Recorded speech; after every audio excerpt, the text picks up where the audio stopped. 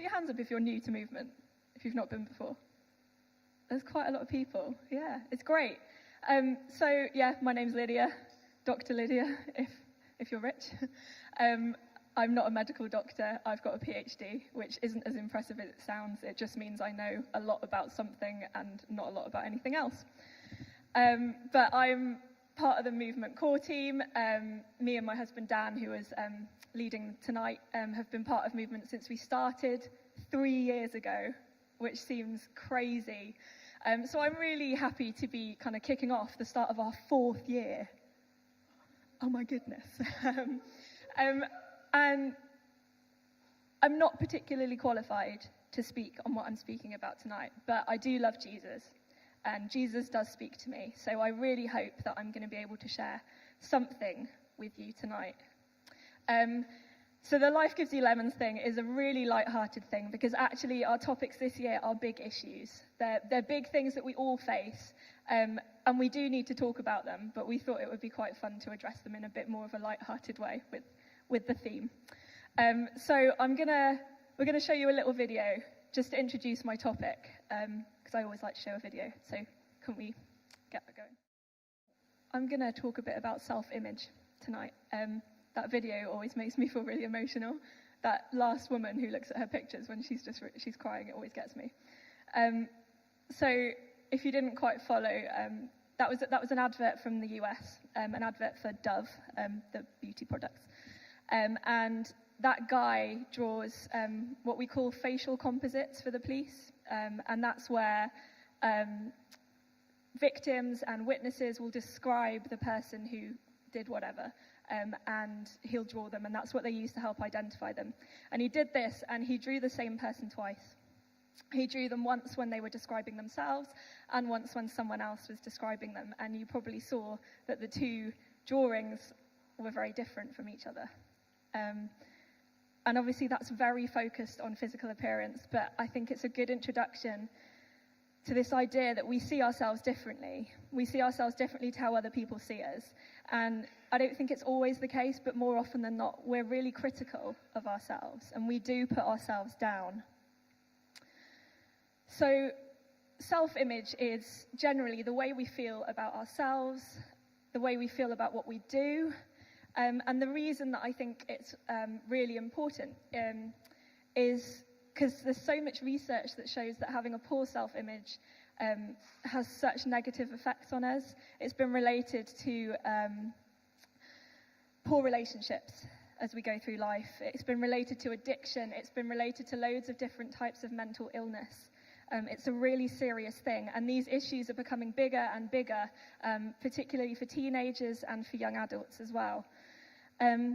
Perhaps a bit less extreme, and things we might recognize in ourselves, is that when we have a poor self-image, we often tend to be critical of other people. We tend to criticize people, and more often than not, it's of things that we're insecure about in ourselves. It might be that we are really obsessed with some material things because we feel like we need lots and lots of stuff to give ourselves worth. And at the root of it is that when we have a poor self-image, we're hurting, we're missing something, and it is damaging to us. So, which character do we look at in the Bible for self-image? I think there's quite a few examples that we could look at, actually. But I've picked John. And John's story is dotted around lots of different books of the Bible, mainly in what we call the Gospels, Matthew, Mark, Luke, and then the book of John. If you've never read the Bible before, they're really good places to start. They're really easy to read, and they're really good, really, really good. So I'm going to start in the book of Mark, and in chapter 3, verse 13. And this is the point where we're first introduced to John. It says, Jesus went up on a mountainside and called to him those he wanted, and they came to him. He appointed 12 that they might be with him, and that he might send them out to preach and have authority to drive out demons. These are the 12 he appointed: Simon, to whom he gave the name Peter; James, son of Zebedee, and his brother John. To them he gave the name, I'm not going to say it, which means sons of thunder. And it goes on. and we go through what we know are the 12 disciples. So even in this first meeting, we learn a lot about who John is. Obviously, the first thing we learn is that he is a disciple. So a disciple or an apostle, they were the people that followed Jesus. They followed him really closely. They ended up being the people who were central to his ministry and in sharing who he was.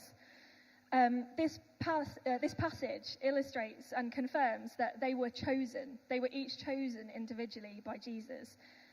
They were given a purpose. They were given the purpose of preaching. And they were also given authority to do things that other people couldn't do. And if those things came up on a job description, I'd think that the person who was going to get that job would be pretty incredible. Probably wouldn't be me. It would probably be someone who was super, super holy, who was just like a proper goody two-shoes, I reckon. But then we learn a bit about John's character. And I think this is the reason why he's a good person to teach us a little bit about self-image. Because he wasn't perfect. He wasn't the holiest person. He wasn't the teacher's pet. And right from the start, John, along with his brother, was given a name meaning son of thunder, which basically means he had a temper on him. He was quite angry. He was quite volatile. And we see examples of this as we see John in the Gospels. In the book of Luke, in chapter 9, and if we look at verse 54 to 55, Jesus and the disciples have gone to the Samaritans, and some Samaritan villagers have basically refused to provide a meal for Jesus. And John clearly thinks this is the most horrific thing they could have done. And he says, "Lord, do you want us to call fire down from heaven to destroy them?" But Jesus turned round and rebuked them. Jesus turned round and said, "No, that is not what I want." He criticized them for even suggesting it. So I'd argue that entertaining the idea of death when someone won't feed your friend is quite an extreme reaction. But it's part of John's character. And I think the thing we need to remember is that it's part of John's character. And Jesus knew it. Jesus knew it from the beginning. He knew it when he chose him. He knew that he had this fire in him. So I want you to just take a little moment. I want you to think about a positive thing that someone has said about you and a negative thing. I'm just going to give you a few seconds. And I wonder, you can put your hand up if you want, you don't have to. I wonder whether any of you found it a lot easier to think of a negative thing than a positive thing. I know that I'm one of those people who does. Because as humans, we're really good at remembering the bad things. It's something about the emotional reactions we have to those things. And I know when I'm at work, if something bad happens in the day, I think about it over and over again, and I blow it up to something that was much bigger than it was in the first place. And actually, it means more to me than to anyone else. And I know that that's something that I struggle with. And actually, a few years ago, someone did some research, and they found that they came up with something called a praise to criticism ratio. And basically, it means that when we receive one bit of criticism, it takes at least 5 bits of praise to counteract it. That's quite a thing when you think about what you're saying to people as well. It probably explains some of the differences in the pictures of that video. I don't know if you noticed that when people were describing their own faces, they tended to be saying, "Oh, I've got a big chin, I've got a really big forehead," and other people were saying they've got a really nice small nose. It's just we tend to think a lot about negative things. So, in preparing for this talk, this might be a completely ridiculous thing to think, but I began to wonder whether John would have grown up having the temper that he did if he hadn't been given the Sons of Thunder nickname. I don't know if you've been in a situation where one of your friends has been given a funny nickname by someone, or may even had their name pronounced wrong or called a different name, but those sort of things tend to stick, don't they? People tend to keep calling them it because it's funny. I know. So I teach students at university, and one of my biggest fears when I'm teaching is that I'm going to call them the wrong name, because I know that there's certain groups that will latch onto that and they will start using my mistake. But I think we need to remember, so John was actually probably a teenager. He was certainly a young man, and he was probably one of the youngest disciples. The rest of the disciples were probably at the most in their early 20s. That's the age that people started to follow rabbis, and Jesus was essentially their rabbi.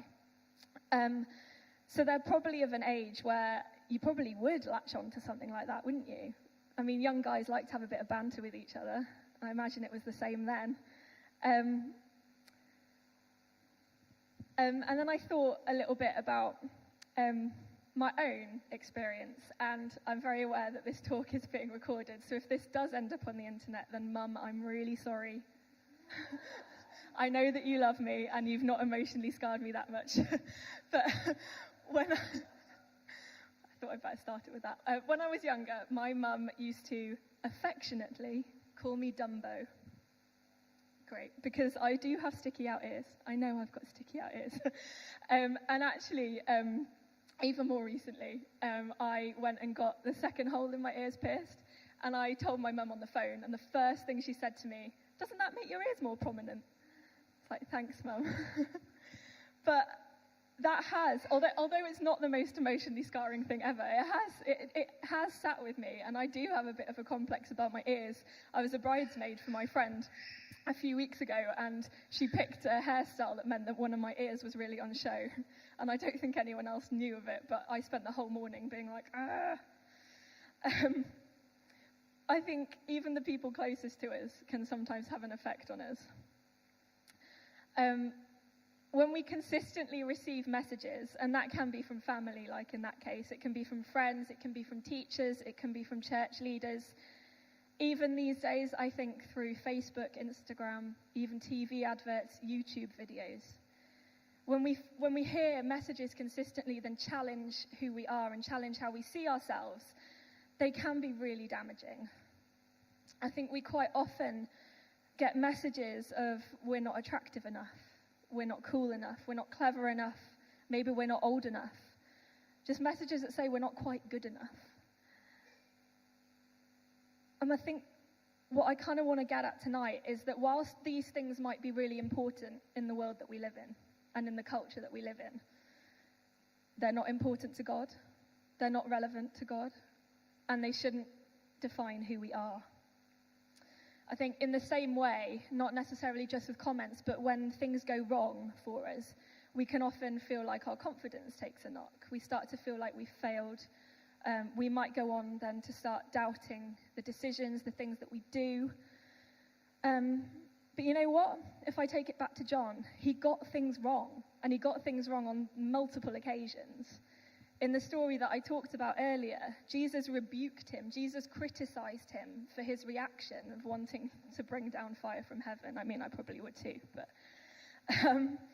And actually, if we go back into Luke chapter 9, and actually a little bit earlier than that as well, in verse 49 to 50, and this time, John is really trying to impress Jesus, and he says, "Master, we saw someone driving out demons in your name, and we tried to stop him because he's not one of us." And Jesus' response was, "Do not stop him, for whoever is not against you is for you." I can imagine John being like, "I'm really proud, I'm going to really impress Jesus now." And being like, "Yeah, come on." And then Jesus, I can just imagine him being like, "Oh, John, like, what are you doing?" And I think if John had been less secure, he could easily have just started thinking, "Oh man, why am I a disciple? Like, I'm not made for this. This is not what I'm meant to be doing." Maybe Jesus even made a mistake when he chose me. But that isn't what happened. Jesus doesn't make mistakes. And I think the thing that's central to this is that John was secure in who he was. John was doing what he was doing for Jesus. He wasn't doing it for his own benefit. He was passionate. His heart was on fire for Jesus. And I actually think that's probably what the Sons of Thunder nickname means more, is this passion, this fire. He was doing all of this because he wanted to please Jesus. And you know, Jesus looks more at our efforts and not our accomplishments. He doesn't care about how we actually do. In 1 Samuel chapter 16 and in verse 7, Jesus is talking to Samuel and he says, "Do not look on his appearance or on the height of his stature, because I have rejected him. For the Lord sees not as man sees. Man looks on the outward appearance, but the Lord looks on the heart." I think this just shows us that we don't see things the way that Jesus does. In John's story, Jesus saw in John's heart what he was trying to do. And even though, from our perspective, he kept making mistakes, it didn't matter to Jesus at all. You know, when we spend time with Jesus, we experience his love, but we also begin to see things a little bit more like he does. John wasn't just one of the 12 disciples. He actually ended up being part of this inner circle. He was one of 3 that spent so much time personally with Jesus. And as the story of John progresses, and after walking with Jesus for his entire life, we see a transformation. He goes from being called and calling himself the bad-tempered one to calling himself the one that Jesus loved. Spending time with Jesus meant that John was transformed. He realized that even with the flaws in his character, even though he did have this temper, he was chosen. He'd been given purpose, and most of all, that he was loved. So I think the message that you're loved is something that lots of us hear over and over again. And I know that for some people, accepting that you're loved is a really, really difficult thing. It might be that your experiences have led you to such a poor self-image, such a low view of yourself, that seeing yourself as someone who could be loved is just a little step too far. And I think this is where the one thing, if you only remember one thing that I say tonight, it's this. If we continue to put our worth in the things that the world sees as important, we're only going to be disappointed. Because we're human, we fail, we don't live up to the standards that we set ourselves, and we're not perfect. So what do we do about it? So I think the root of a poor self-image is often being too focused on ourselves. And what we need to do is take our eyes off ourselves, take the focus off ourselves and what we do, and take our perspective back to Jesus. John himself gives us some encouragement to start believing that we are loved by Jesus. And in the book of John, chapter 3, verse 16, which he wrote, there's a really famous verse that you might have heard 1,000,000 times. And it says, "For God so loved the world that he gave his one and only Son, that whoever believes in him will not perish, but have eternal life." And I think that the reason I've shared that is because it says, "For God so loved the world," the whole of it. It's not God so loved the world, but not this person. It's not God so loved the world, but not this group of people. Everyone. When we live a life that's truly focused on Jesus, when we become secure in the fact that we are loved by him, all our failures become insignificant. All the doubt in ourselves and all the decisions that we make, all the fear surrounding that, it just disappears. And all the negative things that have been spoken over us, all those things that have stuck to us about whether we're attractive, whether we're clever, cool, good enough, they all become completely irrelevant because they're not what make us.